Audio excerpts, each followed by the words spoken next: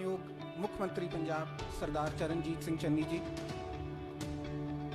अज दे प्रोग्राम में शिरकत कर रहे सारे मानयोग MP साहिबान MLA साहिबान, special chief secretary Punjab Shri Sanjay Kumar ji, principal secretary technical education and industrial training Shri ji Ramesh Kumar ji, ਵੱਖ-ਵੱਖ ਵਿਭਾਗਾਂ ਦੇ ਮੁਖੀ ਤੇ ਸਾਡੇ ਵੱਖ-ਵੱਖ ਅਦਾਰਿਆਂ ਦੇ ਚੇਅਰਮੈਨ ਸਾਹਿਬ,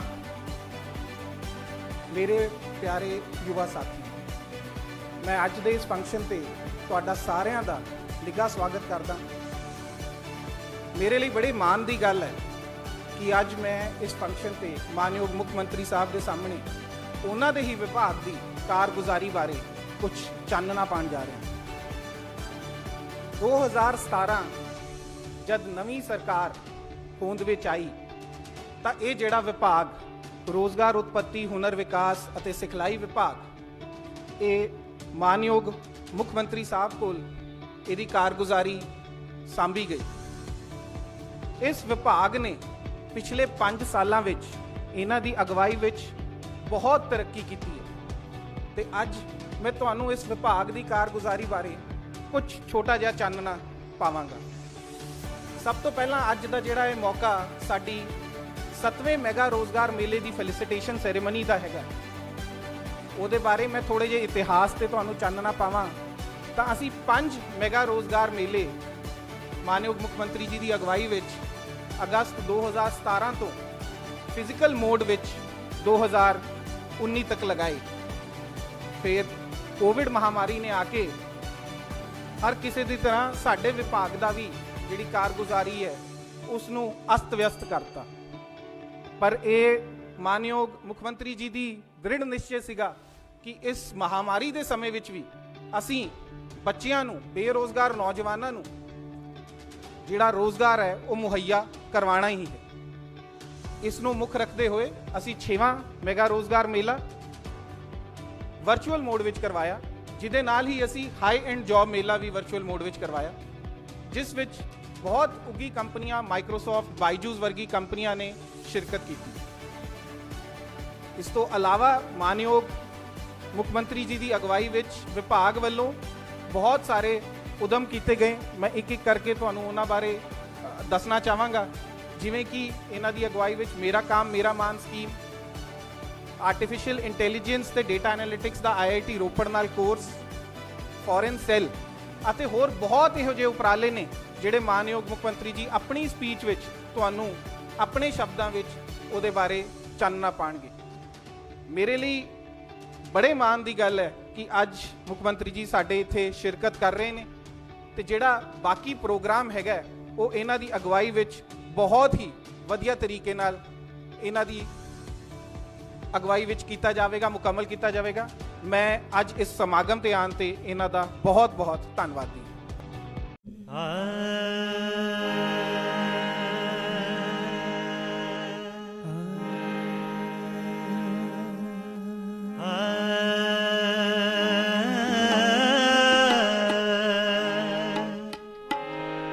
मैं लजपाला दे लड़ लगियां मेरे तो कम परे रहंदे, मैं लजपाला दे लड़ियां मेरे तो कम परे रहंदे, मैं लजपाला मैं लजपाला मैं लजपाला मैं लजपाला मैं लजपाला दे लड़ लगियां मेरे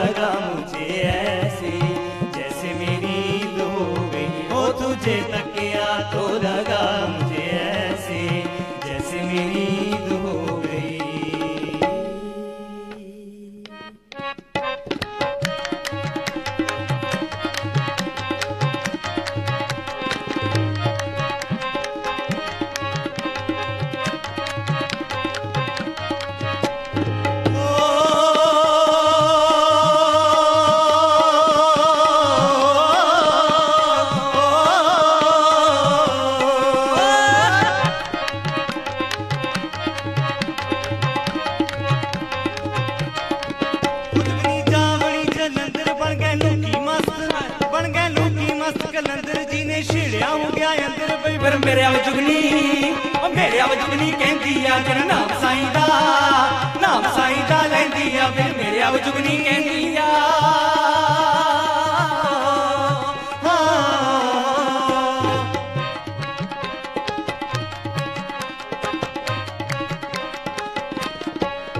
मेरी जुगनी दे ताके पक्के ओ मेरी जुगनी दे ताके पक्के ओ जुगनी दे मुंहों फब्बे जेनू सट इश्क दी लगे ओ पर मेरे आव जुगनी कहंदी आ जे नाम साईं दा लैंदी आ फिर मेरे आव जुगनी कहंदी आ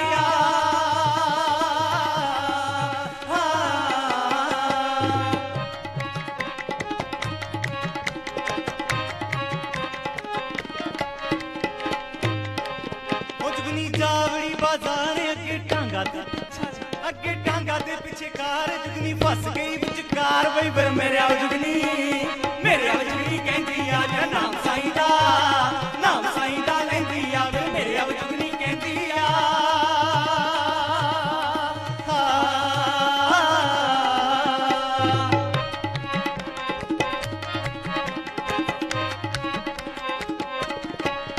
जुगनी जावड़ी मुल्तान जुगनी जावड़ी मुल्तान उत्थे बड़े बलवान खांदे गिरियां ते बादाम मारन मक्खियां कट्टण जाने पर मेरे आव जुगनी कहंदी आ जे नाम साईं दा लैंदी आ फिर मेरे आव जुगनी कहंदी आ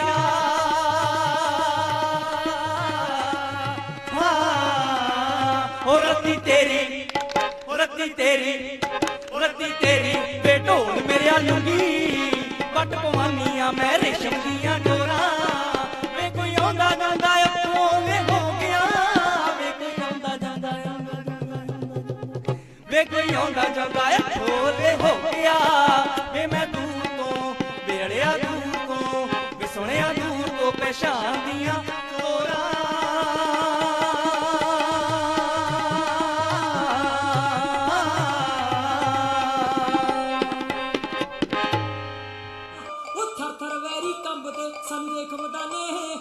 हस के जंग नूं तोड़दियां पुत्तरां नूं मावां जद रंग सुनहरी धरत नूं हो मौला रंगे जद रंग सुनहरी धरत नूं हो मौला रंगे जद डगा ढोके खड़कदा मैं भंगड़े पावईओ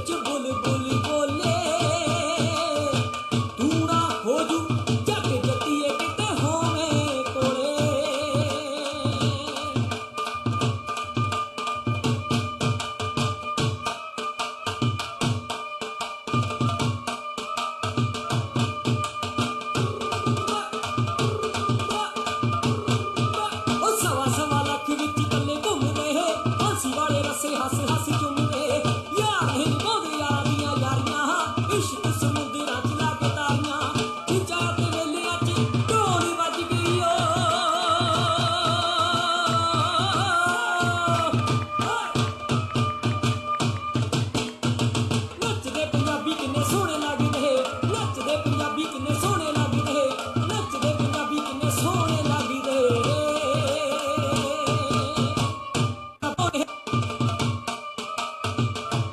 ਕਾਰਯੋਗ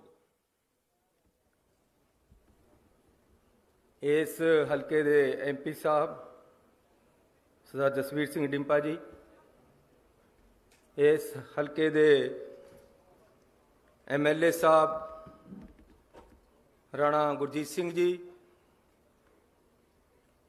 ਸ਼੍ਰੀ ਮਹਿੰਦਰ ਸਿੰਘ ਕੇਪੀ ਜੀ, ਸਾਬਕਾ ਪ੍ਰਧਾਨ ਪੰਜਾਬ ਪ੍ਰਦੇਸ਼ ਕਾਂਗਰਸ ਕਮੇਟੀ, ਸਾਬਕਾ ਐਮਪੀ, ਸਾਬਕਾ ਮੰਤਰੀ ਸਾਹਿਬ, ਸ਼੍ਰੀ ਮੁਹੰਮਦ ਸਦੀਕ ਜੀ ਐਮਪੀ ਸਾਹਿਬ, ਸਾਡੇ ਸਤਿਕਾਰਯੋਗ ਚੌਧਰੀ ਸੰਤੋਖ ਸਿੰਘ ਜੀ ਐਮਪੀ ਸਾਹਿਬ, ਮੇਰੇ ਵੱਡੇ ਵੀਰ ਰਾਜਕੁਮਾਰ ਵੇਰਕਾ ਜੀ ਐਮਐਲਏ ਸਾਹਿਬ, ਨਵਤੇਜ ਸਿੰਘ ਚੀਮਾ ਜੀ ਐਮਐਲਏ ਸਾਹਿਬ, ਬਲਵਿੰਦਰ ਸਿੰਘ ਢਾਲੀਵਾਲ ਜੀ, ਸੁਖਪਾਲ ਸਿੰਘ ਖਹਿਰਾ ਜੀ, ਹਰਜੋਤ ਕਮਲ ਜੀ, ਬਲਵਿੰਦਰ ਲਾਡੀ ਜੀ, ਸੰਤੋਖ ਸਿੰਘ ਭਲਾਈਪੁਰ ਜੀ, ਜੋਗਿੰਦਰ ਸਿੰਘ ਮਾਨ ਜੀ, ਸ਼੍ਰੀਮਤੀ ਦੀਪਤੀ ਉੱਬਲ ਜੀ, ਤੇ ਸਾਡੇ ਇੱਥੇ ਦੇ ਐਸਐਸਪੀ ਤੇ ਹੋਰ ਸਾਰੇ ਅਫਸਰ ਸਾਹਿਬਾਨ, ਮੇਰੇ ਟੂਰਿਜ਼ਮ ਡਿਪਾਰਟਮੈਂਟ ਦੇ ਐਡੀਸ਼ਨਲ ਚੀਫ ਸੈਕਟਰੀ ਸੰਜੇ ਜੀ, ਜਿਨ੍ਹਾਂ ਨੇ ਬੜੀ ਮਿਹਨਤ ਕਰਕੇ ਇਸ ਪ੍ਰੋਜੈਕਟ ਨੂੰ ਇੱਥੇ ਲੈ ਕੇ ਆਂਦਾ ਹੈ, ਸਾਡੇ ਬਰਾੜ ਮੈਡਮ, ਸਾਡੇ ਭੈਣ ਜੀ ਜਿਹੜੇ ਡਾਇਰੈਕਟਰ ਹੈ ਸਾਡੇ ਟੂਰਿਜ਼ਮ ਦੇ, ਜਿਨ੍ਹਾਂ ਨੇ ਬੜੀ ਮਿਹਨਤ ਕੀਤੀ ਹੈ ਇਸ ਪ੍ਰੋਜੈਕਟ ਦੇ ਵਿੱਚ। ਅੱਜ ਮੈਨੂੰ ਬੜੀ ਖੁਸ਼ੀ ਹੋ ਰਹੀ ਹੈ ਕਿ ਮੈਂ ਮੁੱਖ ਸੇਵਾਦਾਰ ਦਾ ਅਹੁਦਾ ਸੰਭਾਲਣ ਤੋਂ ਪਹਿਲਾਂ ਦੇ ਨਾਲ ਲੱਗਦੀ ਪਹਿਲੀ ਵਾਰ ਆਪਣੇ ਲਈ ਚਾਨਣ ਮੁਨਾਰਾ ਡਾਕਟਰ ਅੰਬੇਦਕਰ ਜੀ ਦਾ ਮਿਊਜ਼ੀਅਮ ਦਾ ਉਦਘਾਟਨ ਕਰਨ ਦਾ ਮਾਣ ਪ੍ਰਾਪਤ ਕਰ ਰਿਹਾ। ਅੰਬੇਦਕਰ ਸਾਹਿਬ ਦੀ ਸ਼ਖਸੀਅਤ ਇੱਕ ਐਸੀ ਸ਼ਖਸੀਅਤ ਹੈ ਜਿਸ ਤੋਂ ਸਾਨੂੰ ਪ੍ਰੇਰਨਾ ਮਿਲਦੀ ਹੈ ਕਿ ਤੁਸੀਂ ਕਿਸੇ ਵੀ ਗਰੀਬ ਲਤਾੜੇ ਹੋਏ ਅਜਿਹੀ ਜਿਹੀ ਹਾਲਤ ਵਿੱਚ ਵੀ ਪੈਦਾ ਹੋ, ਤੁਸੀਂ ਸਿਖਰ ਤੇ ਪਹੁੰਚ ਸਕਦੇ ਹੋ।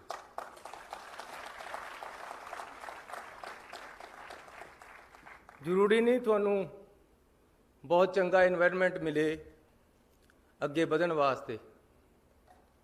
ਸੰਘਰਸ਼, ਦ੍ਰਿੜਤਾ, ਨਿਸ਼ਠਾ ਹੋਣੀ ਚਾਹੀਦੀ ਹੈ ਅੱਗੇ ਵਧਣ ਲਈ, ਤੇ ਤੁਸੀਂ ਅੱਗੇ ਵਧ ਸਕਦੇ ਹੋ। ਬਿਲਕੁਲ ਗਰੀਬ ਪਰਿਵਾਰ 'ਚ ਪੈਦਾ ਹੋ ਕੇ ਉਹਨਾਂ ਨੇ ਸਿਖਰ ਦੀ ਪੜ੍ਹਾਈ ਕੀਤੀ, ਔਰ ਸਭ ਤੋਂ ਬੜੀ ਗੱਲ ਇਹ ਹੈ ਕਿ ਅਖੀਰ ਤੱਕ ਪੜ੍ਹਦੇ ਰਹੇ ਆਪਣੇ ਜੀਵਨ ਦੇ ਵਿੱਚ। ਆਪਣੇ ਆਪ ਨੂੰ ਸਟਰੈਂਥਨ ਕਰਨਾ ਲਗਾਤਾਰ ਜਾਰੀ ਰੱਖਣਾ ਚਾਹੀਦਾ ਹੈ। ਨੌਜਵਾਨ ਵੀਰ, ਮੇਰੇ ਭੈਣਾਂ ਇੱਥੇ ਬੈਠੀਆਂ, ਬੱਚੇ ਬੈਠੇ ਹੈ, ਇਹਨਾਂ ਕਰਕੇ ਮੈਂ ਇਹ ਇੱਕ ਦੋ ਗੱਲਾਂ ਕਰਨੀਆਂ ਚਾਹੁੰਦਾ। ਜਦ ਅਸੀਂ ਅੰਬੇਦਕਰ ਸਾਹਿਬ ਵੱਲ ਨੂੰ ਦੇਖਦੇ ਹਾਂ ਤਾਂ ਸਾਨੂੰ ਇਹ ਸੋਚ ਮਿਲਦੀ ਹੈ ਜਿਹੜਾ ਉਹਨਾਂ ਨੇ ਕਿਹਾ ਕਿ ਪੜ੍ਹੋ, ਜੋੜੋ ਤੇ ਸੰਘਰਸ਼ ਕਰੋ। ਜ਼ਿੰਦਗੀ ਦੇ ਵਿੱਚ ਅੱਗੇ ਵਧਣ ਵਾਸਤੇ ਲਗਾਤਾਰ ਆਪਣੇ ਆਪ ਨੂੰ ਸਟਰੈਂਥਨ ਕਰਦੇ ਰਹਿਣਾ ਜ਼ਰੂਰੀ ਹੈ, ਜਿਸ ਤਰ੍ਹਾਂ ਉਹਨਾਂ ਨੇ ਕੀਤਾ ਹੈ। ਉਹਨਾਂ ਦੇ ਹਾਲਾਤ ਜਿਸ ਤਰੀਕੇ ਦੇ ਸੀਗੇ, ਉਦੋਂ ਤਾਂ ਮਤਲਬ ਇਹ ਸੀ ਕਿ ਤੁਹਾਨੂੰ ਪਾਣੀ ਨਹੀਂ ਸੀ ਖੂਹ ਤੋਂ ਭਰਨ ਦਿੰਦੇ, ਦੂਰ ਹੀ ਬੈਠਣਾ ਪੈਂਦਾ ਸੀ। ਜੇ ਕੋਈ ਵੱਡਾ ਬੰਦਾ ਆ ਰਿਹਾ ਤਾਂ ਤੁਹਾਨੂੰ ਪਾਸੇ ਹੋਣਾ ਪੈਂਦਾ ਸੀ, ਨਹੀਂ ਤਾਂ ਫਿਰ ਕੋੜੇ ਖਾਣੇ ਪੈਂਦੇ ਸੀ। ਊਚ ਨੀਚਤਾ ਦਾ ਇੰਨਾ ਪ੍ਰਭਾਵ ਸੀ। ਅੱਜ ਤਾਂ ਉਹਨਾਂ ਦੀ ਦੇਣ ਹੈ, ਆ ਡੈਮੋਕ੍ਰੇਸੀ ਦੀ ਦੇਣ ਹੈ, ਜਵਾਹਰ ਲਾਲ ਨਹਿਰੂ ਵਰਗੀ ਚੰਗੀ ਸੋਚ ਵਰਗੇ ਬੰਦਿਆਂ ਦੀ ਦੇਣ ਹੈ ਉਹਨਾਂ ਦੇ ਨਾਲ, ਕਿ ਅੱਜ ਅਸੀਂ ਕਿਸ ਤਰੀਕੇ ਦੇ ਨਾਲ ਇਕੱਠੇ ਬੈਠੇ, ਇੱਕ ਗੁਲਦਸਤਾ ਬਣੀ ਬੈਠੇ ਹਾਂ ਅਸੀਂ। ਉਦੋਂ ਨਹੀਂ ਸੀ, ਲੇਕਿਨ ਉਹ ਉਹਨਾਂ ਹਾਲਾਤਾਂ ਵਿੱਚ ਵੀ ਅੱਗੇ ਵਧੇ। ਹਾਲਾਤ ਕਹੇ ਜੇ ਵੀ ਹੋਣ, ਤੁਹਾਨੂੰ ਇੱਕ ਟੀਚਾ ਬਣਾ ਕੇ ਅੱਗੇ ਵਧਣਾ ਪਏਗਾ, ਤੁਸੀਂ ਵਧੋਗੇ। मंजिल उन्हीं को मिलती है जिनके सपनों में जान होती है। खाली पंखों से कुछ नहीं होता, हौसलों से परवान होती है। हौसले रखने पैणगे नौजवानों नूं अगे बढ़न वास्ते। मैं भी इसी तरह पढ़िया इन्हों देख देख के। मेरे पास भी इन्ने साधन नहीं सी, लेकिन मैं पढ़िया है और अज तक पढ़ रहे हैं। अपने आप को हर रोज कोशिश करदा है कि अपने आप को स्ट्रेंथन करा, ताकत लेके आवा अपने आप च। खाली दिमागी जिसमानी हर तरह की कोशिश तुहानू करते रहना पेगा। जब मैं पढ़न जांदा सी तां मैनू पहला बापू दे नाल टेंट लाउण जाना पैंदा सी सवेरे सवेरे, फिर स्कूल जांदा सी मैं या कॉलेज। जब मैं कॉलेज विच सी तां 2 मੱਝਾਂ ਦਾ टोका एक हफ्ते का करके रख के जाना पैंदा सी घर, ਜਿਹੜਾ ਬਾਅਦ ਦੇ ਵਿੱਚ ਚੱਲਦਾ ਸੀ ਤੇ ਅਗਲੇ ਹਫਤੇ ਫੇਰ ਆ ਕੇ ਕਰਨਾ ਹੈ। ਇਹ ਮਿਹਨਤ ਲਗਾਤਾਰ ਇਸ ਤਰ੍ਹਾਂ ਇਹਨਾਂ ਹਾਲਾਤਾਂ 'ਚੋਂ ਵੀ ਤੁਸੀਂ ਅੱਗੇ ਨਿਕਲ ਸਕਦੇ ਹੋ। ਮੈਂ ਉਹਨਾਂ ਨੌਜਵਾਨਾਂ ਨੂੰ ਉਹਨਾਂ ਨੂੰ ਕਹਿਣਾ ਚਾਹੁੰਦਾ ਕਿ ਤੁਸੀਂ ਹਾਲਾਤਾਂ 'ਚੋਂ ਅੱਗੇ ਵੱਧ ਸਕਦੇ ਹੋ। ਤੁਹਾਡਾ ਟੀਚਾ ਹੋਣਾ ਚਾਹੀਦਾ ਹੈ। ਮੇਰੀ ਸਕੂਲ ਦੇ ਵਿੱਚ ਕਦੇ ਫੀਸ ਹੀ ਨਹੀਂ ਲੱਗੀ। ਪਹਿਲਾਂ ਤਾਂ ਰਿਜ਼ਰਵੇਸ਼ਨ ਕਰਕੇ ਮਾਫ ਹੁੰਦੀ ਸੀ, ਉਸ ਤੋਂ ਬਾਅਦ ਮੈਂ ਖੇਲਣ ਲੱਗ ਗਿਆ।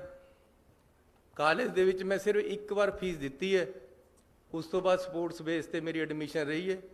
26 ਰੁਪਏ ਮੇਰੀ ਟੋਟਲ ਫੀਸ ਲੱਗਦੀ ਸੀ ਸਾਲ ਦੀ। ਫੀਸ ਵੀ ਫ੍ਰੀ ਤੇ ਕੱਪੜੇ ਵੀ ਫ੍ਰੀ। 150 ਰੁਪਇਆ ਮੈਨੂੰ ਨਾਲ ਕਾਲਜ ਸਟੈਪੈਂਡ ਦਿੰਦਾ ਸੀ ਪੜ੍ਹਨ ਦਾ ਉਹਨਾਂ ਦੇ ਕਾਲਜ ਦੇ ਵਿੱਚ। 150 ਰੁਪਏ ਦੇ ਨਾਲ ਹੀ ਮੈਂ ਆਪਣਾ ਖਰਚਾ ਕਰਦਾ ਸੀ।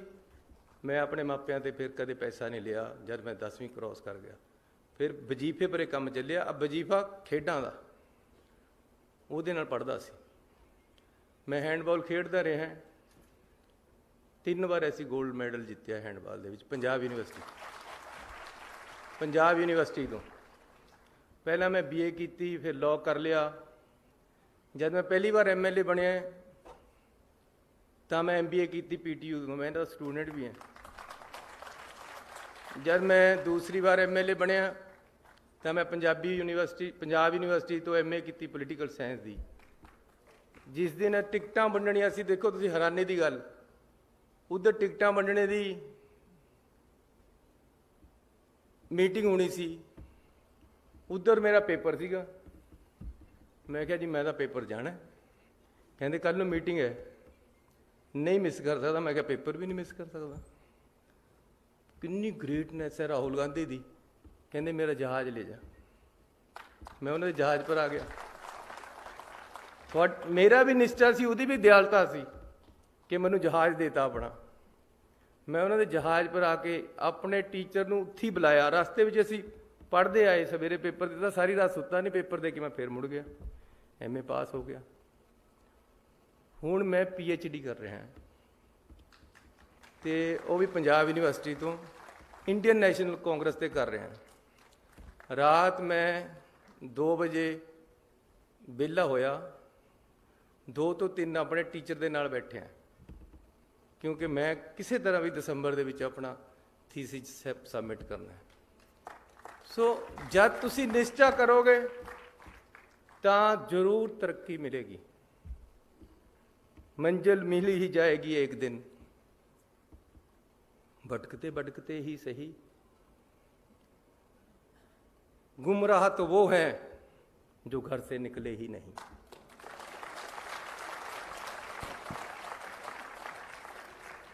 सो नौजवान दोस्तों, आज तुहानू जॉब मिली है।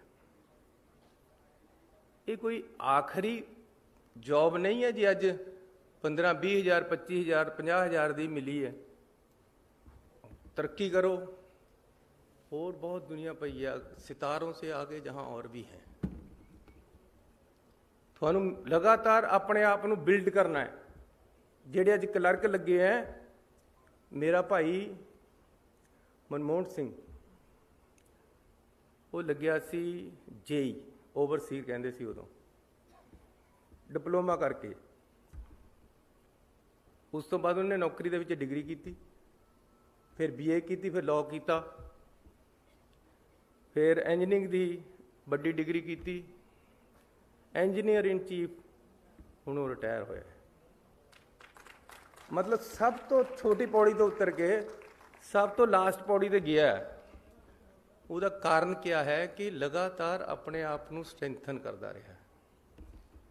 ਇਸ ਲਈ ਮੈਂ ਪੰਜਾਬ ਦੇ ਨੌਜਵਾਨ ਨੂੰ ਬੇਨਤੀ ਕਰਨਾ ਚਾਹੁੰਦਾ ਕਿ ਉਹਦੇ ਵੱਲ ਦੇਖੋ। ਆ ਮੇਰੀ ਫੋਟੋ ਲੱਗੀ ਵੀ ਇਸ ਉਹਦੇ ਸਾਹਮਣੇ ਬਾਬਾ ਅੰਬੇਦਕਰ ਜੀ ਦੇ।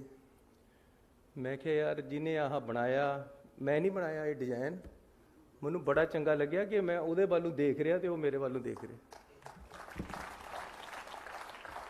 ਉਹਦੀ ਜ਼ਿੰਦਗੀ ਨੂੰ ਪੜ੍ਹੋ, ਉਸ ਤੋਂ ਸਿੱਖਿਆ ਲਓ, ਜ਼ਿੰਦਗੀ ਦੇ ਵਿੱਚ ਸੰਘਰਸ਼ ਕਰੋ ਤੇ ਫਿਰ ਅੱਗੇ ਵਧੋ। ਪੰਜਾਬ ਸਰਕਾਰ ਤੁਹਾਡੇ ਨਾਲ। ਜੋ ਪੰਜਾਬ ਸਰਕਾਰ ਤੋਂ ਕਰਾਉਣਾ ਚਾਹੁੰਦੇ ਆ ਮੈਨੂੰ ਦੱਸੋ, ਮੈਂ ਤੁਹਾਡੇ ਵਾਸਤੇ ਹਾਜ਼ਰ ਹਾਂ ਵਿੱਚ ਬੈਠਾ।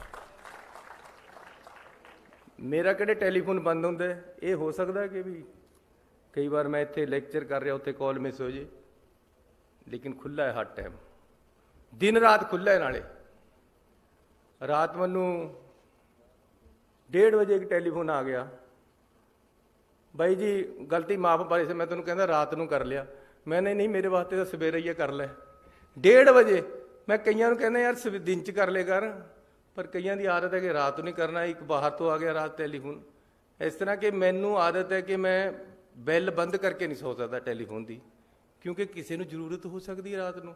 ਉਹਨੇ ਮੈਨੂੰ ਨਾ ਮੈਂ ਚੱਕਿਆ ਤਾਂ ਪਤਾ ਨਹੀਂ ਕਹੀ ਜੀ ਐਮਰਜੈਂਸੀ ਹੋਵੇ ਉਹਨੂੰ।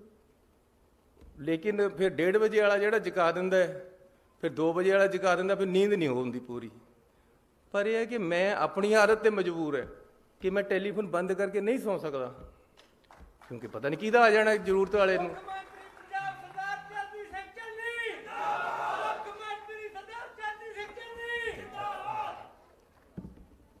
ਮੈਂ ਲਿਖ ਕੇ ਕੁਝ ਹੋਰ ਲਿਆਇਆ ਸੀ, ਉਹ ਮੈਨੂੰ ਮੇਰੇ ਅਫਸਰ ਕਹਿੰਦੇ ਯਾਰ ਅਸੀਂ ਲਿਖ ਕੇ ਕੁਝ ਹੋਰ ਦਿੰਦੇ, ਤੁਸੀਂ ਬੋਲ ਕੁਝ ਹੋਰ ਆਉਂਦੇ ਹੋ।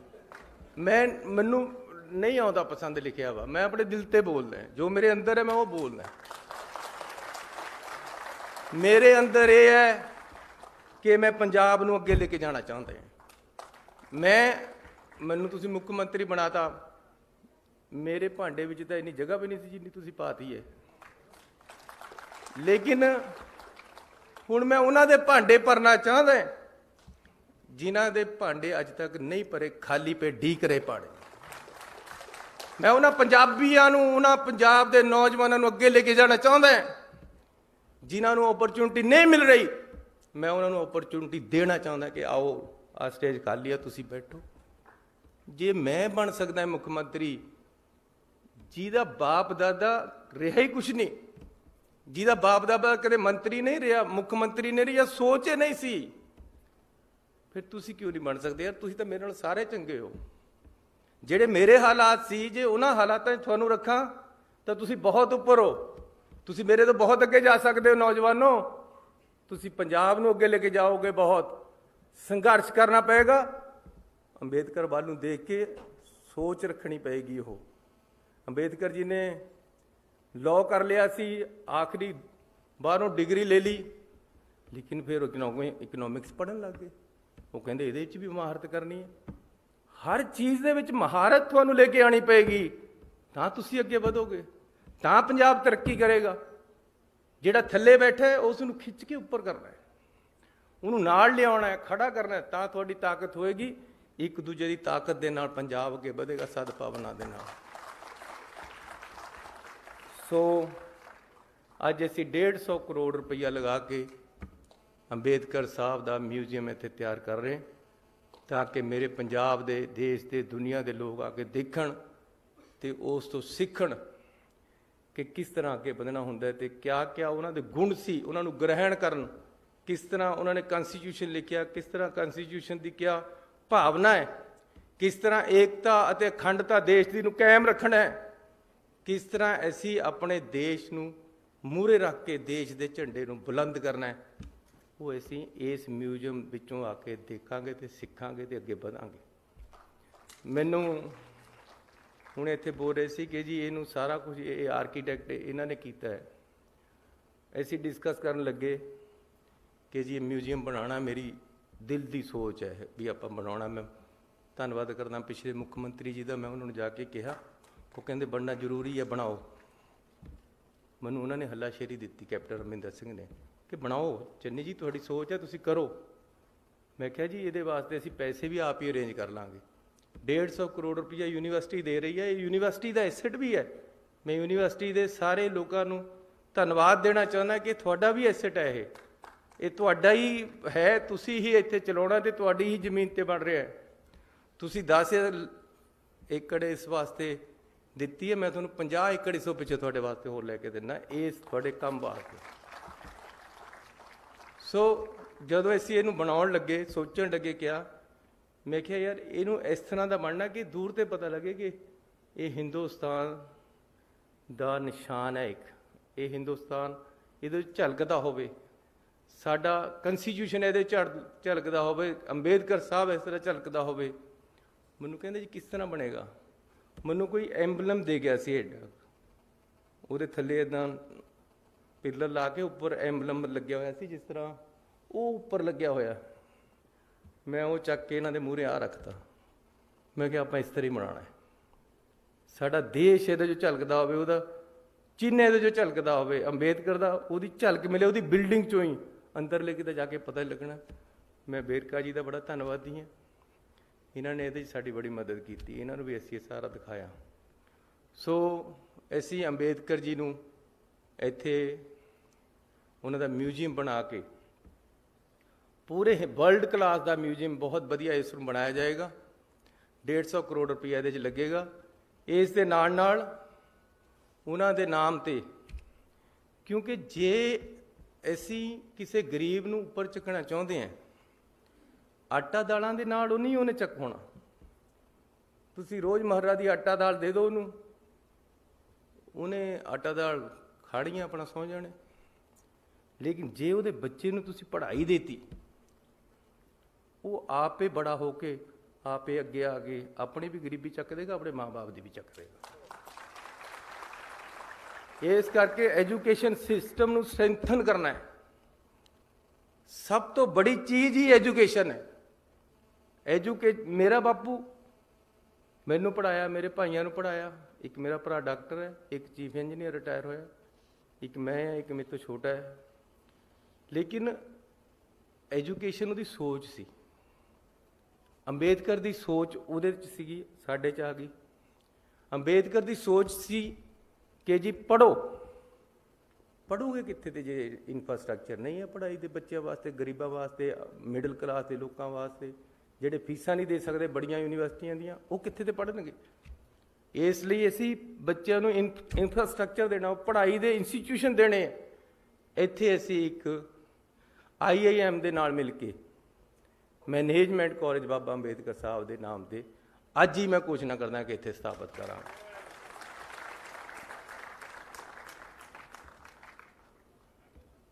ਉਹਦਾ ਨਾਮ doctor Bhim Rao Ambedkar institute of management ਹੋਏਗਾ।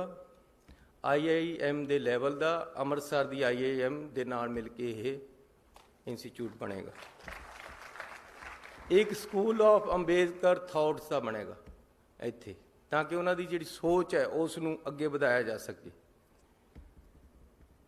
Bharat Ratna doctor Baba Sahib Ambedkar centre for research in equality and development, ਇੱਕ ਇਹ ਇੱਥੇ ਬਣਾਵਾਂਗੇ। ਇੱਕ ਮੈਨੇਜਮੈਂਟ ਦਾ ਕਾਲਜ ਬਣੇਗਾ। ਇੱਕ ਜਿਸ ਤਰ੍ਹਾਂ ਡਿੰਪਾ ਜੀ ਨੇ ਦੱਸਿਆ ਸੀ, ਚਮਕੌਰ ਸਾਹਿਬ ਦੇ ਵਿੱਚ ਸਕਿੱਲ ਯੂਨੀਵਰਸਿਟੀ ਬਣਾ ਰਹੇ ਹਾਂ। 2 ਮੈਡੀਕਲ ਕਾਲਜ ਜਿਹੜੀ ਗੱਲ ਕਰਕੇ ਗਏ ਸਾਡੇ ਸਤਿਕਾਰਯੋਗ MLA ਸਾਹਿਬ ਰਾਣਾ ਜੀ, ਉਹਨਾਂ ਦੀ ਅਸੀਂ ਬੜੀ ਛੇਤੀ ਸ਼ੁਰੂਆਤ ਕਰ ਦਾਂਗੇ ਰਾਣਾ ਜੀ, ਇਹਦੇ ਦੇਰ ਨਹੀਂ ਲੱਗੇਗੀ। ਕਿਉਂਕਿ ਮੈਂ ਹਮੇਸ਼ਾ ਕਹਿੰਦਾ ਕਿ ਜੇ ਸਾਡੇ ਸਰਕਾਰੀ ਸਕੂਲਾਂ ਦੇ ਵਿੱਚ ਸਾਇੰਸ ਹੀ ਨਹੀਂ ਹੈ, ਜੇ ਮੈਡੀਕਲ ਕਾਲਜ ਦੀਆਂ ਗਰੁੱਪ ਹੀ ਨਹੀਂ ਹੈ, ਫਿਰ ਸਾਡੇ ਗਰੀਬਾਂ ਦੇ ਜਿਹੜੇ ਮਿਡਲ ਕਲਾਸ ਦੇ ਲੋਕਾਂ ਦੇ ਡਾਕਟਰ ਤੇ ਇੰਜੀਨੀਅਰ ਕਿੱਥੋਂ ਬਣਨੇ? ਅਸੀਂ ਪੰਜਾਬ ਦੇ ਸਕੂਲਾਂ ਦੇ ਵਿੱਚ ਸਾਇੰਸ ਬਲਾਕ, ਤੇ ਮੈਡੀਕਲ ਐਜੂਕੇਸ਼ਨ ਦਾ ਬਲਾਕ ਬਣਾਵਾਂਗੇ ਸਾਰਿਆਂ 'ਚ, ਤਾਂ ਕਿ ਡਾਕਟਰ ਇੰਜੀਨੀਅਰ ਚੰਗੇ ਪੈਦਾ ਹੋਣ। ਤੇ ਜਿਹੜੇ 2 ਇੱਥੇ ਮੈਡੀਕਲ ਕਾਲਜ ਬਣ ਰਹੇ, ਇੱਕ ਇੱਥੇ ਬਣੇਗਾ, ਇੱਕ ਬਣੇਗਾ ਹੁਸ਼ਿਆਰਪੁਰ ਦੇ ਵਿੱਚ। ਇਹਨਾਂ ਨੂੰ ਅਸੀਂ ਬੜੀ ਛੇਤੀ, ਪਰਮਾਤਮਾ ਨੇ ਮੇਰੇ ਹੱਥ 'ਤੇ ਕੰਮ ਕਰਾਉਣਾ ਹੋਇਆ ਤਾਂ ਬੜੀ ਛੇਤੀ ਅਸੀਂ ਨੀਂਹ ਪੱਥਰ ਰੱਖਣ ਆਵਾਂਗੇ। ਰਾਣਾ ਜੀ ਇਹ ਜ਼ਰੂਰ ਕਰਾਂਗੇ। ਇੱਕ ਸਾਡੇ ਪਾਸ ਬਿਲਡਿੰਗ ਪੜੀ ਹੈ, ਕਿਉਂਕਿ ਮੈਨੂੰ ਗੁਰੂ ਨਾਨਕ ਸਾਹਿਬ ਜੀ ਦਾ 550ਵਾਂ ਜਨਮ ਦਿਹਾੜਾ ਮਨਾਉਣ ਦਾ ਸੁਭਾਗ ਪ੍ਰਾਪਤ ਹੋਇਆ ਸੀ। ਕੈਪਟਨ ਅਮਰਿੰਦਰ ਸਿੰਘ ਜੀ ਨੇ ਡਿਊਟੀ ਲਗਾਈ ਸੀ ਕਿ ਤੁਸੀਂ ਇਹ ਕੰਮ ਸੰਭੋ, ਤੇ ਮੈਨੂੰ ਇਸ ਗੱਲ ਦੀ ਖੁਸ਼ੀ ਹੈ ਕਿ ਵਰਲਡ ਵਾਈਡ ਇਸ ਗੱਲ ਦੀ ਪ੍ਰਸ਼ੰਸਾ ਹੋਈ ਕਿ ਪੰਜਾਬ ਸਰਕਾਰ ਨੇ ਜੋ ਗੁਰੂ ਨਾਨਕ ਸਾਹਿਬ ਦਾ ਜਨਮ ਦਿਹਾੜਾ ਮਨਾਇਆ, ਜਨਮ ਸਾਲ ਮਨਾਇਆ, ਬਹੁਤ ਜ਼ਬਰਦਸਤ ਉਸ ਦੀ ਸ਼ੋਭਾ ਚਾਰੇ ਪਾਸੇ ਸਰਕਾਰ ਨੂੰ ਮਿਲੀ। ਉੱਥੇ ਸਾਡੀ ਇੱਕ ਬਿਲਡਿੰਗ ਪਈ ਹੈ, ਉਹਦੇ ਵਿੱਚ ਇੱਕ ਸੁਲਤਾਨਪੁਰ ਲੋਧੀ ਅਸੀਂ ਇੱਕ ITI ਕਾਲਜ ਖੋਲ੍ਹਾਂਗੇ। ਇਹ ਵੀ ਮੈਂ ਐਲਾਨ ਕਰਕੇ ਜਾ ਰਿਹਾ, ਤੇ ਬੜੀ ਛੇਤੀ ਅਸੀਂ ਇਸੇ ਸਾਲ ਤੋਂ ਕਲਾਸਾਂ ਸ਼ੁਰੂ ਕਰ ਦੇਣੀਆਂ। ਤੁਹਾਨੂੰ ਵਧਾਈ ਹੋਵੇ ਇਸ ਚੀਜ਼ ਦੀ। ਭੁਲੱਥ ਦੇ ਵਿੱਚ ਇੱਕ ਬਲਾਕ ਦੇ ਵਿੱਚ ਅਸੀਂ ਇੱਕ ITI ਖੋਲ੍ਹਣੀ ਆ, ਉਹਦੇ ਤੇ 11 ਕਰੋੜ ਰੁਪਈਆ, 10 ਕਰੋੜ ਰੁਪਈਆ ਲੱਗੇਗਾ। ਤੇ ਅਸੀਂ ਉਹ ਵੀ ਭੁਲੱਥ ਦੇ MLA ਸਾਹਿਬ ਬੈਠੇ ਆ, ਇਹਨਾਂ ਨੂੰ ਮੈਂ ਬੇਨਤੀ ਕਰਦਾ ਕਿ ਸਾਨੂੰ ਜਗ੍ਹਾ ਦੱਸ ਦਿਓ, ਜਗ੍ਹਾ ਤੁਸੀਂ ਦੇਣੀ ਹੈ, ਪੈਸੇ ਅਸੀਂ ਲਾਵਾਂਗੇ। ਰਾਣਾ ਜੀ ਮੇਰੇ ਬਹੁਤ ਹੀ ਸਤਿਕਾਰਯੋਗ ਆਗੂ ਹੈ, ਅਗਾਂਹ ਵਧੂ ਹੈ, ਇਹਨਾਂ ਦੀ ਸੋਚ ਹੈ, ਇੱਕ ਵਿਜ਼ਨ ਹੈ, ਮੈਂ ਉਸ ਦਾ ਸਤਿਕਾਰ ਕਰਦਾ। ਇਹਨਾਂ ਨੇ ਮੈਨੂੰ ਕਿਹਾ ਕਪੂਰਥਲੇ ਵਾਸਤੇ 10 ਕਰੋੜ ਰੁਪਈਆ ਕਪੂਰਥਲੇ ਦੇ ਸ਼ਹਿਰ ਨੂੰ ਅਸੀਂ ਦੇਵਾਂਗੇ। ਇਹਨਾਂ ਮੂਹਰੇ ਥਾਨ ਸਿੱਟ ਦੇਣਾ, ਜਿੱਥੇ ਜਿੱਥੇ ਸੁਆ ਕੇ ਜਿਹੜਾ ਕੁਝ ਪਾਉਣਾ ਪਾ ਲਵੇ। ਇੱਕ 4 ਕਰੋੜ ਰੁਪਈਆ ਇਹਨਾਂ ਨੂੰ ਚਾਹੀਦਾ ਹੈ, ਕੁਝ ਤਾਰਾਂ ਸ਼ਿਫਟ ਕਰਨੀਆਂ, ਉਹ ਵੀ ਇਹਨਾਂ ਪਾਸ ਪਹੁੰਚੇਗਾ। ਸੋ ਇੱਕ ਵਿਜ਼ਨ ਦੇ ਨਾਲ, ਇੱਕ ਸੋਚ ਦੇ ਨਾਲ, ਅਗਾਂਹ ਵਧੂ ਸੋਚ ਦੇ ਨਾਲ ਪੰਜਾਬ ਨੂੰ ਅੱਗੇ ਲੈ ਕੇ ਜਾਣਾ ਹੈ। ਮੇਰੇ ਪਾਸ ਰੋਡ ਮੈਪ ਹੈ। ਮੈਨੂੰ ਇਸ ਗੱਲ ਦੀ ਮੈਂ ਤਿਆਰੀ ਕਰਦਿਆਂ ਬੜੀ ਦੇਰ ਹੋ ਗਈ ਹੈ ਕਿ ਕਿਸ ਤਰੀਕੇ ਦੇ ਨਾਲ ਪੰਜਾਬ ਨੂੰ ਅੱਗੇ ਵਧਾਉਣਾ ਹੈ। ਲੇਕਿਨ ਪੰਜਾਬ ਨੂੰ ਜਿਹੜੀ ਜੋਕਾਂ ਚਿੰਬੜੀਆਂ ਵੀ ਹੈ ਕਿ ਕਿਸੇ ਦਫ਼ਤਰ ਜਾਓ, ਕਹਿੰਦਾ ਜੀ ਅੱਖਾਂ ਕੰਨ ਨੂੰ ਝਾਕੀ ਜਾਂਦਾ ਜਦ ਤੱਕ ਥੱਲੇ ਟੇਬਲ ਦੇ ਥੱਲੇ ਨੂੰ ਪੈਸੇ ਨਹੀਂ ਮਿਲ ਜਾਂਦੇ। ਇਹ ਚੀਜ਼ ਨਹੀਂ ਬਰਦਾਸ਼ਤ ਹੋਣੀ ਮੇਰੇ ਤੇ, ਇਹ ਨਹੀਂ ਹੋ ਸਕਦਾ। ਇਹਨੂੰ ਖਤਮ ਕਰ ਦਾਂਗਾ ਪੰਜਾਬ ਚੋਂ। ਮੈਨੂੰ ਜਿੰਨਾ ਕੁ ਟਾਈਮ ਮਿਲਿਆ ਤੁਸੀਂ ਇਹਦੇ 'ਚ ਦੇਖ ਲਿਓ ਕਿ ਬਿਲਕੁਲ ਸਿੱਧਾ ਹੋ ਜਾਏਗਾ ਕੰਮ, ਪਿਆਰ ਨਾਲ ਹੀ ਕਰਾਵਾਂਗਾ।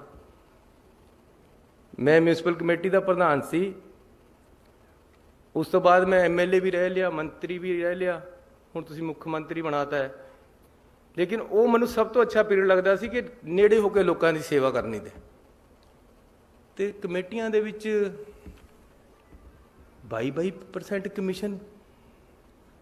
ਮੈਂ ਕਿਹਾ ਇਹ ਗੱਲ ਬਰਦਾਸ਼ਤ ਨਹੀਂ ਹੋਣੀ ਆ। ਮੈਂ ਬੜਾ ਜ਼ੋਰ ਲਾਇਆ ਕਿ ਕੰਮ ਖਤਮ ਹੋਵੇ, ਲੇਕਿਨ ਇਹ ਨੈਕਸਸ ਇੰਨਾ ਤਕੜਾ ਬਣਿਆ ਹੋਇਆ ਕਿ ਤੋੜਨਾ ਬੜਾ ਔਖਾ। ਇੱਕ ਪ੍ਰਧਾਨ ਵਦੇ ਬਸ 'ਚ ਨਹੀਂ ਸੀ। ਮੈਂ ਉਦੋਂ ਸੋਚਿਆ ਸੀ, ਮੈਂ ਬਹੁਤ ਘੱਟ ਕਰਤਾ ਸੀ, ਉਹ ਗੱਲ ਨਹੀਂ ਲੰਬੀ ਸੁਣਾਵਾਂਗਾ, ਕਿ ਮੈਂ ਉਹਨਾਂ ਨੂੰ ਕਹਿਤਾ ਸੀ ਕਿ ਨਹੀਂ ਇਸ ਤਰ੍ਹਾਂ ਨਹੀਂ ਚੱਲਣਾ। ਇੱਕ ਐਸੀ ਉਹ ਕੂੜਾ ਸੁੱਟਣ ਵਾਲੇ ਡੰਪ ਨਹੀਂ ਪਏ ਹੁੰਦੇ, ਹੁਣ ਇਹ ਅਖਬਾਰਾਂ ਵਾਸਤੇ ਨਹੀਂ ਹੈ ਗੱਲਾਂ, ਇਹ ਤੁਹਾਡੇ ਨਾਲ ਐਸੇ ਹਾਲ ਦੇ ਵਿੱਚ ਕਰ ਰਿਹਾ। ਉਹ ਡੰਪ ਖਰੀਦਣੇ ਸੀ। ਉਹ ਮੈਂ ਕਿਹਾ ਯਾਰ ਇਹ ਤਾਂ ਬੜੇ ਮਹਿੰਗੇ ਲਗਾ ਰਹੇ ਹੋ। ਮੈਂ ਕਿਹਾ ਠੇਕੇਦਾਰ ਦਾ ਟੈਲੀਫੋਨ ਬਣਾਓ। ਮੈਂ ਠੇਕੇਦਾਰ ਨੂੰ ਕਿਹਾ, ਮੈਂ ਕਿਹਾ ਯਾਰ ਇੰਨੇ ਦੇ ਨਹੀਂ ਪੈਸੇ, ਸਾਨੂੰ ਤਾਂ ਇੰਨੇ ਦੇ ਮਿਲਦੇ ਆ। ਕਹਿੰਦਾ ਜੀ ਦੇ ਤਾਂ ਇੰਨੇ ਦੇ ਦਊਂਗਾ, ਜਿਹਨੇ ਤੁਹਾਨੂੰ ਮਿਲਾ ਕੇ ਦਿੱਤਾ, ਜਿਹੜੇ ਤੁਹਾਡੇ ਨਾਲ ਈਓ ਬੈਠਾ ਹੈ, ਇਹਨੂੰ ਕਹਿ ਦਿਓ। ਮੈਂ ਸਪੀਕਰ ਲਗਾਇਆ ਹੋਇਆ ਸੀ ਐਂ ਕਰਕੇ। ਉਹ ਕਹਿੰਦਾ ਮੈਂ ਜ਼ਹਿਰ ਖਾ ਲੈਣਗੇ ਮੇਰੇ ਬੱਚੇ, ਤੂੰ ਪ੍ਰਧਾਨ ਜੀ ਜੋ ਕਹਿੰਦੇ ਉਹੀ ਕਰਦਾ। ਇਹ ਸੋਚ ਹੋਈ ਵੀ ਹੈ ਕਿ ਜੇ ਉੱਪਰ ਦੇ ਪੈਸੇ ਨਹੀਂ ਲੈਂਦੇ ਤਾਂ ਜ਼ਹਿਰ ਖਾਣੇ ਵਾਲਾ ਕੰਮ ਹੋ ਗਿਆ। ਤਨਖਾਹ ਨੂੰ ਕੁਝ ਸਮਝਦੇ ਨਹੀਂ ਕਈ ਲੋਕ। ਬਹੁਤ ਲੋਕ ਇਮਾਨਦਾਰ ਹੈ ਪੰਜਾਬ ਦੇ ਵਿੱਚ, ਬਹੁਤ ਜਨਤਾ ਇਮਾਨਦਾਰ ਹੈ, ਬਹੁਤ ਅਫਸਰ ਇਮਾਨਦਾਰ ਹੈ। ਕਿਸੇ ਇੱਕ ਫੀਲਡ ਦੇ ਵਿੱਚ ਜੇ ਤੁਸੀਂ ਕਹੋ ਸਾਰੇ ਮਾੜੇ ਇਹ ਨਹੀਂ ਹੋ ਸਕਦੇ, ਜੇ ਤੁਸੀਂ ਕਹੋ ਸਾਰੇ ਚੰਗੇ ਇਹ ਨਹੀਂ ਹੋ ਸਕਦੇ। ਹਰ ਫੀਲਡ ਦੇ ਵਿੱਚ, ਹਰ ਜਾਤੀ ਦੇ ਵਿੱਚ, ਹਰ ਧਰਮ ਦੇ ਵਿੱਚ ਚੰਗੇ ਵੀ ਲੋਕ ਬਹੁਤ ਜ਼ਿਆਦਾ ਹੈ, ਮਾੜੇ ਵੀ ਬਹੁਤ ਜ਼ਿਆਦਾ ਹੈ, ਕਈਆਂ 'ਚ ਬਹੁਤ ਘੱਟ ਹੈ। ਲੇਕਿਨ ਕਰਪਸ਼ਨ ਇਹ ਬਰਦਾਸ਼ਤ ਨਹੀਂ ਹੋਣੀ ਪੰਜਾਬ ਦੇ ਵਿੱਚ ਜਦ ਤੱਕ ਮੈਂ ਹਟ ਜਾਵਾਂਗਾ ਜਾਂ ਕਰਪਸ਼ਨ ਹਟ ਜਾਏਗੀ, ਦੋਨਾਂ 'ਚੋਂ ਇੱਕ ਚੀਜ਼ ਹਟੇਗੀ। ਇਹਦੇ ਵਾਸਤੇ ਨੌਜਵਾਨਾਂ ਨੂੰ ਮੇਰਾ ਸਾਥ ਦੇਣਾ ਪੈਣਾ ਹੈ। ਨੌਜਵਾਨ ਅੱਗੇ ਆਵੇ, ਜਿਹੜਾ ਬੰਦਾ ਪੈਸੇ ਮੰਗਦਾ ਹੈ ਨਾ ਉਹਨੂੰ ਫੜ ਕੇ ਖੜ ਜਾਓ ਉਸੇ ਟਾਈਮ, ਮੈਨੂੰ ਟੈਲੀਫੋਨ ਕਰੋ, ਮੇਰਾ ਟੈਲੀਫੋਨ ਖੁੱਲ੍ਹਾ, ਮੈਨੂੰ ਉੱਥੇ ਵੀ ਆਉਣਾ ਪੈ ਗਿਆ ਤਾਂ ਆ ਜਾਵਾਂਗਾ। ਹੁਣ ਕਿਆ ਕਰਿਆ ਹੋਇਆ ਕਿ ਜੀ ਮੈਂ ਕਈ ਬੰਦਿਆਂ ਨੂੰ ਫੜਾਉਣ ਦੀ ਕੋਸ਼ਿਸ਼ ਕਰੀ, ਮੈਂ ਕਿਹਾ ਯਾਰ ਇਹਨੂੰ ਫੜਾਓ, ਬੰਦੇ ਨੇ ਤੰਗ ਕਰਿਆ ਵਾ। ਵਿਜੀਲੈਂਸ ਵਾਲੇ ਕਹਿੰਦੇ ਜੀ ਪਹਿਲਾਂ ਸਾਡੇ ਪਾਸ ਆਡੀਓ ਪ੍ਰੂਫ ਚਾਹੀਦਾ ਜੀ ਕੋਈ, ਫਿਰ ਇਹਨੂੰ ਫੜਾਂਗੇ। ਹੁਣ ਆਡੀਓ ਪ੍ਰੂਫ ਅਗਲਾ ਦਿੰਦਾ ਤੁਹਾਨੂੰ, ਕਹਿੰਦੇ ਜੀ ਉਹਨੂੰ ਮੋਬਾਈਲ ਪਰ ਕਾਲ ਕਰੋ, ਪੈਸੇ ਮੰਗੇ, ਫਿਰ ਸਾਡੇ ਪਾਸ ਸਬੂਤ ਆਊਗਾ, ਫਿਰ ਅਸੀਂ ਖੋਲਾਂਗੇ। ਇਹ ਸਭ ਮਿਲੇ ਹੋਏ ਸੀ ਇਹ ਲੋਕ, ਇਹ ਹੈਗੇ ਆ, ਇਹਨਾਂ ਨੂੰ ਖਤਮ ਕਰਨਾ ਇਸ ਚੀਜ਼ ਚੋਂ। ਤੁਸੀਂ ਪੰਜਾਬ ਦੇ ਲੋਕ ਖਤਮ ਕਰਨਗੇ, ਮੈਂ ਨਹੀਂ ਇਕੱਲਾ ਕਰ ਸਕਦਾ, ਪੰਜਾਬ ਦੇ ਲੋਕਾਂ ਨੂੰ ਉੱਠਣਾ ਪਏਗਾ। ਇਹ ਜਿਹੜੇ ਸਾਨੂੰ ਜੋਕਾਂ ਚਿੰਬੜੀਆਂ ਇਹਨਾਂ ਨੂੰ ਖਤਮ ਕਰਨਾ ਹੈ, ਉਹਦੇ ਵਾਸਤੇ ਪੰਜਾਬ ਦਾ ਨੌਜਵਾਨ ਅੱਗੇ ਆਵੇ ਤਾਂ ਇਹ ਖਤਮ ਹੋਏਗੀ। ਨੌਜਵਾਨੀ ਦੇ ਵਿੱਚ ਕ੍ਰਾਂਤੀ ਹੁੰਦੀ ਹੈ, ਉਹ ਭਗਤ ਸਿੰਘ ਦੀ ਫੋਟੋ ਨੂੰ ਦੇਖਦਾ ਹੈ। ਮੈਂ ਹੁਣ ਭਗਤ ਸਿੰਘ ਜੀ ਦੇ ਜਾ ਕੇ ਪੈਰੀ ਹੱਥ ਲਗਾ ਕੇ ਆਇਆ, ਮੱਥਾ ਟੇਕ ਕੇ ਆਇਆ ਝੁਕ ਕੇ। ਜਿਹੜੇ ਮੁੰਡੇ ਦੇ ਕਮਰੇ ਦੇ ਵਿੱਚ ਜਾਂ ਗੱਡੀ ਦੇ ਉੱਪਰ ਜਾਂ ਮੋਬਾਈਲ ਦੇ ਉਰੇ ਭਗਤ ਸਿੰਘ ਦੀ ਫੋਟੋ ਲੱਗੀ ਵੀ, ਸਮਝ ਲਓ ਇਹ ਬੰਦਾ ਕੰਮ ਦਾ ਹੈ, ਉਹਦੀ ਸੋਚ ਸਹੀ ਹੈ। ਭਗਤ ਸਿੰਘ ਨੂੰ ਦੇਖਣਾ ਪਏਗਾ, ਨੌਜਵਾਨਾਂ ਨੂੰ ਉਹਦੀ ਸੋਚ ਨੂੰ ਦੇਖਣਾ ਪਏਗਾ। ਕ੍ਰਾਂਤੀ ਲਿਆਉਣੀ ਪਏਗੀ ਦੇਸ਼ ਦੇ ਵਿੱਚ ਔਰ ਸੂਬੇ ਦੇ ਵਿੱਚ। ਤੇ ਇਸ ਤਰ੍ਹਾਂ ਦੇ ਜਿਹੜੀ ਕਰਪਸ਼ਨ ਹੈ, ਗਲਤ ਕੰਮ ਹੈ, ਪੁੱਠੇ ਤਰੀਕੇ ਨਾਲ ਹਰ ਕੰਮ ਕਰਾਉਣਾ ਚਾਹੁੰਦਾ ਹਰ ਕੋਈ, ਸਿੱਧੇ ਤਰੀਕੇ ਨਾਲ ਕਰਾਉਣਾ ਨਹੀਂ ਚਾਹੁੰਦਾ, ਲਾਈਨ 'ਚ ਕੋਈ ਲੱਗਣਾ ਨਹੀਂ ਚਾਹੁੰਦਾ। ਉਹ ਕਹਿੰਦਾ ਜੀ ਮੈਨੂੰ ਇੱਧਰ ਨੂੰ ਕੱਢ ਕੇ ਸਭ ਤੋਂ ਮੂਹਰੇ ਖੜਾ ਕਰ ਦਿਓ, ਬਸ ਇਹ ਸੋਚ। ਫਿਰ ਮੈਂ VIP ਹੈ, ਕਿਆ ਕਰਨਾ VIP ਯਾਰ। ਮੇਰੇ ਆਲੇ ਦੁਆਲੇ ਮੈਂ ਜਿੱਦਣ ਮੁੱਖ ਮੰਤਰੀ ਬਣਿਆ, ਮੈਂ ਕਿਹਾ ਯਾਰ ਕਿੱਥੇ ਫਸ ਗਿਆ ਮੈਂ, ਇੰਨੀ ਜਨਤਾ ਪਿੱਛੇ, ਇੰਨੀ ਜਨਤਾ ਅੱਗੇ, ਇੰਨੀਆਂ ਗੱਡੀਆਂ ਅੱਗੇ ਪਿੱਛੇ। ਮੈਂ ਕਿਹਾ ਇਹਨਾਂ ਨੂੰ ਹਟਾਓ ਯਾਰ ਮੇਰੇ ਆਲੇ ਦੁਆਲੇ, ਤੇ ਮੈਂ ਆਜ਼ਾਦ ਬੰਦਾ, ਮੈਨੂੰ ਕਿਹਨੇ ਮਾਰਨਾ, ਕਿਆ ਦੱਸੋ ਮੈਨੂੰ ਮਾਰ ਕੇ ਕਿਸ ਨੂੰ ਕਿਆ ਮਿਲਣਾ। ਲੇਕਿਨ ਤੁਸੀਂ ਪਤਾ ਤੁਹਾਨੂੰ ਕਿੰਨੀ ਸਿਕਿਉਰਿਟੀ ਹੈ ਮੇਰੀ, 1000 ਬੰਦਾ ਮੇਰੀ ਸਿਕਿਉਰਿਟੀ ਪਰ, 200 ਗੱਡੀਆਂ ਮੈਨੂੰ ਦੇਤੀਆਂ। ਮੇਰੇ ਤਾਂ ਕਮਰੇ ਜਿੱਡੀਆਂ ਗੱਡੀਆਂ ਇਹਨੇ ਬਾਦਲਾਂ ਨੇ ਖਰੀਦੀਆਂ ਹੋਈਆਂ। ਮੈਂ ਹੁਣੇ ਆਇਆ, ਕਮਰੇ ਜਿੱਡੀ ਗੱਡੀ ਹੈ, 2 ਕਰੋੜ ਰੁਪਏ ਦੀ ਕਹਿੰਦੇ ਆਉਂਦੀ। ਉਹ ਯਾਰ ਗਰੀਬਾਂ ਪਰ ਲਾ ਦਿੰਦੇ ਇਹ ਪੈਸਾ। ਉਈਓ 8 ਗੱਡੀਆਂ ਮੇਰੇ ਅੱਗੇ ਪਿੱਛੇ ਫਿਰਦੀਆਂ। ਮੈਂ ਆਪਣੇ ਸੈਕਟਰੀ ਸਾਹਿਬ ਨੂੰ, ਰਾਹੁਲ ਤਿਵਾੜੀ ਜੀ ਬੈਠੇ, ਮੈਂ ਇਹਨੂੰ ਰਸਤੇ 'ਚ ਕਹਿ ਰਿਹਾ ਸੀ, ਮੈਂ ਕਿਹਾ ਉਹ ਸਿਕਿਉਰਿਟੀ ਦਾ ਕਿਆ ਬਣਿਆ, ਕਾਹਦੇ ਵਾਸਤੇ 1000 ਬੰਦਾ ਪਿੱਛੇ ਘੁਮਾਇਆ ਹੋਇਆ। ਕਹਿੰਦੇ ਜੀ ਇੰਟੈਲੀਜੈਂਸ ਵਾਲੇ ਕਹਿੰਦੇ ਵੀ ਅਸੀਂ ਨਹੀਂ ਘੱਟ ਕਰ ਸਕਦੇ, ਜੇ ਕੱਲ੍ਹ ਨੂੰ ਕੋਈ ਗੱਲ ਹੋ ਜਾਵੇ। ਮੈਂ ਕਿਹਾ ਯਾਰ ਜੇ ਕੱਲ੍ਹ ਕੋਈ ਹੋਗੀ ਤਾਂ ਮੈਂ ਜ਼ਿੰਮੇਵਾਰ ਹੈ, ਭੇਜੋ ਇਹਨਾਂ ਨੂੰ। ਕਿਆ ਕਰਨਾ 1000 ਬੰਦਾ, 5-7 10 ਬੰਦੇ ਚਲੋ ਠੀਕ ਹੈ।